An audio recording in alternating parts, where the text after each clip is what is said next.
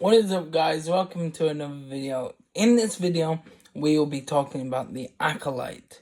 Now, I know the Acolyte isn't getting a season 2. This is only a what if, okay? I'm not trying to say, oh, the Acolyte is getting a season 2. I'm not trying to make the Acolyte get a season 2. The show was pretty badly written. This is like a what if and what they could have done, if it was written good, maybe, But, yeah, let's get into it. So these are going to be my ideas for, an Acolyte season 2, where the characters would be, from where they left off, and just continuing the story that was kind of there, And, I know people say that, oh, there was no story. There was a story, but it's just badly written, so it's kind of like there, but very limited.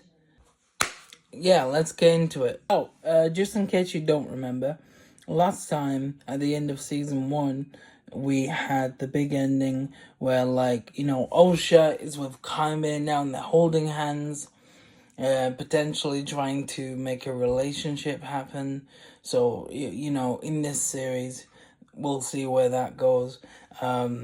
So yeah, and then we also have May, who's forgotten everything, and she's with the Jedi now, and Vanessa tells basically everything that's happened. But, she makes it out as though Sol is a bad guy when he isn't. But anyway, so yeah. So May is with Vanessa now. So, starting with the first episode of season 2, now May is now Vanessa's Padawan. I feel like this is what would happen. It makes sense that, Vanessa would want to try and, rewrite her wrongs. And so, yeah, so she basically trains May, and May becomes a Jedi. And yeah, she gives her a purple lightsaber, because even though May has lots of memories, she still has that darkness within her. And so I feel like it'd be important for Vanessa to train May correctly so that she can control her emotions, only vaguely having memories of what happened, but still knowing that she has trauma and just having glimpses of that trauma would make her really struggle with emotion. So, I like the idea of her having like this sort of, balance, in the Force, where she's got this like darkness to her, but also this light to her, And so by this time, it's been like a year since season 1, right? So, she's basically been training with Vanessa. And going back to, Osha and Kaime, they've been trying to have a relationship, but it hasn't really worked out. So they kind of just, stopped doing that immediately. And they're kind of just like good friends. Now, Osha is a Sith Lord now. She's a fully Sith Lord. She's been trained with Kaime. So while, May has been training with Vanessa, Osha has been training in the dark side with Kaime, And, yeah, so they've just been training constantly. And, yeah, Kaime has been, hinting at maybe she might, if she succeeds in a mission that he's got upcoming for her, then maybe, he can let her see his master, And so, Osha is like, well, what's a mission? And that leads us to our second episode. So yeah, first episode leaves on a cliffhanger, and then, and then by the time we get to the second episode, it's actually a flashback episode. So yeah, however, just like in season 1, there were flashbacks, but what season 1 did is they had 2 flashbacks episodes. Well, in this series too, there's only going to be 1 flashback episode. And it's important to do it here in the story so that the rest of the story is more engaging. So yeah, so we're going to have it here. and it's going to be a flashback episode that'll be interesting because it's the backstory of Chimera, you know, and so like people are going to want to know about Chimera because the last episode promises a new mission for OSHA, you know, and also, you know, they're interested in, you know, Chimera as well. And so this is going to explain Chimera. So I created a backstory for Chimera that I like to see as canon. So yeah. So a long time ago, Chimera was actually a Jedi, and he disagreed with the Jedi Order. He saw that the Jedi Order claimed to help everyone, but that wasn't fully the case. There was actually one time where there was this, you know, planet leader that was controlling a certain world, and he wouldn't allow this world to have food or water to those who disagree with him. So you have to follow his rules, or you don't get fed, or you don't get water. You have no rights, basically. And so unless you follow these rules, your life is basically pointless. And so Chimera saw that the Jedi were not helping these people. And the reason why they weren't helping these people is that the leader was actually one of their politic enemies. So basically, if they were to get involved, it would start a war. And they didn't want this war to happen, so they decided just not to get involved, and that'd be the best for the Republic. Despite it being seen as cruel, it was for the best of the majority of the Republic. However, Chimera disagreed with this and decided to go behind the Jedi's back and give all these people some food. However, the guards of the leader in charge would actually find Chimera and send him back to the Jedi Order, now claiming war on the Jedi. The Jedi would have no choice but to commit genocide of all these people and the main leader in charge to prevent any more war on the Republic. Now, Venestra personally blamed Chimera for this. Chimera was banished from the Jedi Order and also whipped by Master Venestra. This was when Chimera finally snapped and attacked Venestra, and they had a great big massive fight. The fight would be outside of the temple where there wasn't many people around, no witnesses. Chimera intended to kill Venestra, but Venestra had the upper hand. During the fight, there was lots of sparks of electricity from Venestra's whip. Venestra had the upper hand and managed to push Chimera through his own doing. Chimera threw a bomb at Venestra, leading Venestra to destroy the bomb with her whip and allowing Chimera to be pushed back all the way in the temple.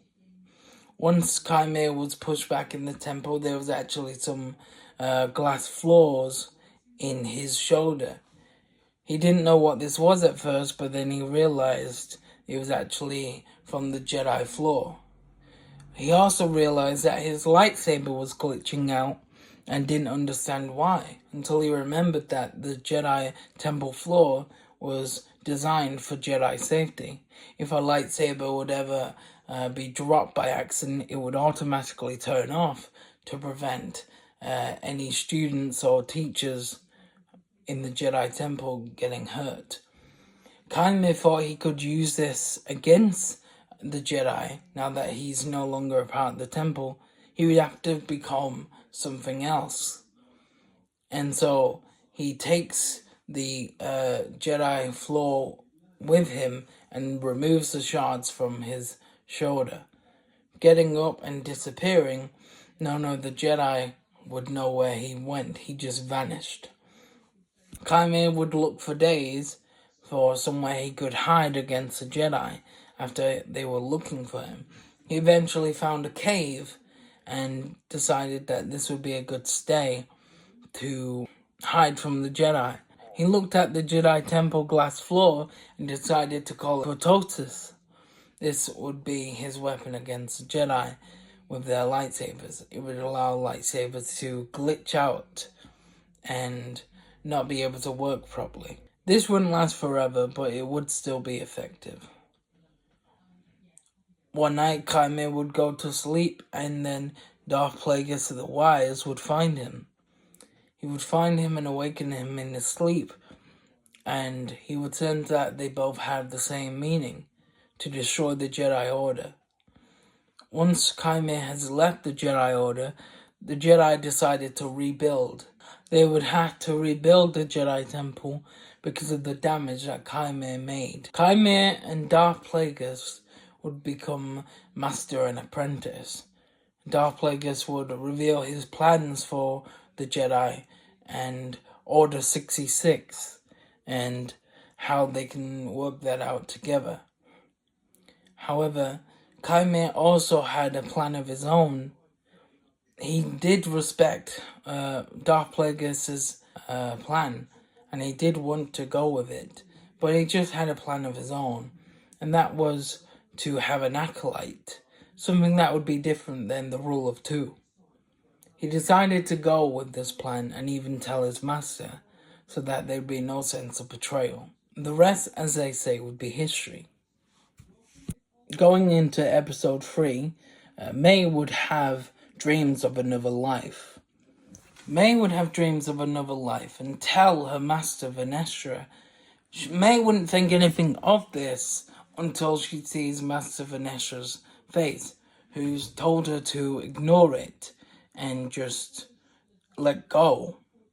Don't focus on these dreams because they could potentially become a reality. May didn't know what this meant, but she decided to ignore it anyway. During training, she noticed that Master Venestra was very much on edge and wanted to know why. After convincing Master Venestra, she eventually gave in and told her about her sister. May remembered Master Venestra briefly talking about her sister, but didn't think anything of it at the time. She thought sister as perhaps a friend, a long-lost friend that was now forgotten. But now, deeply realizing that she meant she actually had a real family member out there that has turned to the dark side. This would allow May to practice in the Force even more, possibly preparing to fight her dark side sister. Episode 4. Osha would hunt down her sister. Osha would say goodbye to Kaime and prepare to hunt down for her sister. This would be her new mission. After looking through the entire galaxy, she eventually found May and decided to go into the Jedi Temple, making a risk of being captured and also exposure. Osha would hide in the shadows, waiting until she saw May alone. Once May was alone, she would come out and surprising May in disbelief. May would not believe Osha at first, but after some convincing, she believed her. I mean, she couldn't deny it. They do look identical the same, after all. Osha would beg May to come back with her and for them to be a family again. However, May would actually disagree. She would actually now want to be with the Jedi Order because now she doesn't want to be near Kaime. She now reflects on everything that has happened and remembers everything. But she does trust Osha, but she doesn't trust Kaime after he tried to kill her. Osha, being extremely attached to Kaime, took this as personal and threatened Osha that if she doesn't join her now, she might as well be dead to her, and that if they see each other again, she will try to terminate her. This led to May bringing in all the other Jedi, but this led to Osha killing them instantly. Episode 5. May refuses Osha's offer. The two sisters would fight to the death. This would be a brutal battle, even more brutal than the fights we've seen in Season 1. Kaime would sense that Osha is in trouble by the Force, and get in his ship and go after her. Eventually arriving at the temple, he would see that Osha could potentially be in trouble and run right in between them, and they would actually stab Kymir, killing him in the process by accident. This would infuriate Osha, threatening to destroy all the Jedi once and for all. Episode 6: May's Betrayal. May quickly stunned Osha, giving the Jedi some time to think about what they can do with her. Osha would be trapped in the Jedi prison while the Jedi work out what to do with her. This would be done in secret, as the Jedi cannot risk exposure of the Sith. To keep the Sith a secret, the Jedi Council would tell a lie to the Jedi Order, claiming that there was a gas leak and there needed to be an immediate to evacuate immediately. The entire Jedi Order would leave, suspecting that they'd be in danger. While it would seem that all the Jedi Order are actually there would be one exception: Master Kimundi. He would actually be saving the Wookiees at this time. The Jedi would have to come up with a solution, because they can't keep the secret forever. It would eventually be decided that Osha would be given two choices: either surrender and tell the Jedi all of the Sith, or to be held underground where she can't hurt anyone or herself. Osha would tell the Jedi to go to hell, and that it is not her that will be choosing, but it will be them after she destroys them. They would choose to either surrender to her or die a horrible death. Episode 7, the finale. The Escape. Osha will contact Darth Plagueis, who is now aware of everything that has happened via the recording that Osha was secretly hosting to Darth Plagueis as a plan B if necessary. Darth Plagueis, now knowing everything that's going on, would plan to rescue Osha. Darth Plagueis would manipulate the midichlorians in the Jedi to let Osha go themselves, creating the idea of treason. These Jedi would not remember what they have done, and therefore would be banished from the Jedi Order. Some would even turn to the dark side because of this, with them feeling like they have been treated unfairly. May would then be protected by every Jedi in the Order, now that Osha is out to get her. However, this would be directly Darth Plagueis' plan, as he would use this to his advantage. Controlling May through the Force, he would then mind control May and allow her to strike down all the Jedi protecting her. This would allow the most powerfulest Jedi, like Master Venestra and Master Yoda, to be the only ones that can control May and stop her completely. This technique, where Darth Plagueis can actually manipulate the Force to control other Force users, was very powerful, but it was limited. He couldn't control the entire Jedi Order. This was his original ideas for Order 66, but he realized he could only control a maximum of 10 people. This is nowhere near enough to take out Order 66. May would faint on the floor, out of it for 10 minutes. Master Venestra would be confused, but Master Yoda would have a sense of what's going on. Master Yoda would say to Venestra that this would not be of May's doing, but by someone else's. Master Venestra would not know what Yoda means by this, and so Yoda would say, mind control, only done by the Sith. As quick as a flash, May would be teleported back to Osha and Darth Plagueis. This was done through Darth Plagueis and Osha combining their forces together. Quickly done by May and Darth Plagueis, they would both use the Force to create a light of a cage around May, trapping her in the process. The Jedi would be left confused to where May is and prepare to look for her. The series would end with May screaming for Osha, claiming that the Jedi will find her and they will meet their doom. That's it for this video, guys. Tell me, what did you think of this, What If Acolyte Season 2 of mine? I think it's pretty cool. It's a pretty cool story.